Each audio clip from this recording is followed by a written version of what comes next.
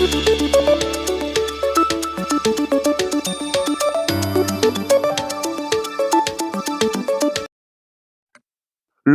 নির্বাচনের দিন ঘোষণা হওয়ার পর থেকে জেলা সফরে বেরিয়ে পড়েছেন তৃণমূল সুপ্রিমো মমতা বন্দ্যোপাধ্যায়। আজ বাঁকুড়ার জঙ্গলমহল এলাকাতেই রায়পুরেই নির্বাচনী সভা করতে এলেন তৃণমূল সুপ্রিমো মমতা বন্দ্যোপাধ্যায়।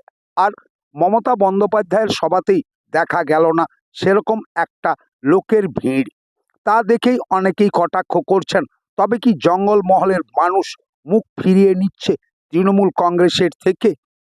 এই সভাতেই বক্তব্য রাখতে গিয়ে তৃণমূল সুপ্রিমো মমতা বন্দ্যোপাধ্যায় বিষ্ণুপুরের বিজেপির প্রার্থী সৌমিত্র খাঁর নাম না করেই তাকে কটাক্ষ করলেন। তার ব্যক্তিগত বিষয় নিয়েও কথা বললেন রায়পুরের সভা থেকে।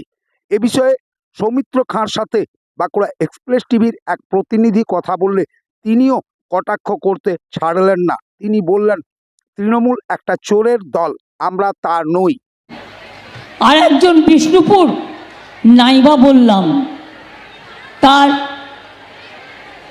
জানি না ডিভোর্স হয়েছে কিনা, তার স্ত্রী দাঁড়িয়েছে সেখানে, এবং তার যদি আমি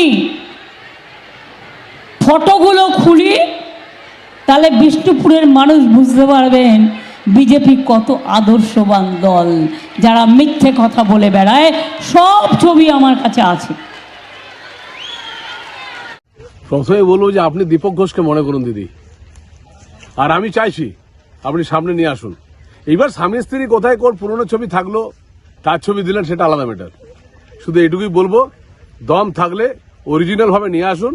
মিথ্যা বুজরুকি বাঁকুড়ার মানুষকে দেবেন না, বিষ্ণুপুরের মানুষকে দেবেন না। আপনার ভাইপো চোর হতে পারে, সবিত্রকা চোর নয়। আপনার ভাইপো চরিত্রহীন হতে পারে, 4টে রাশিয়ান পুষতে পারে, সবিত্রকা কোনো মেয়েকে পুষেনি।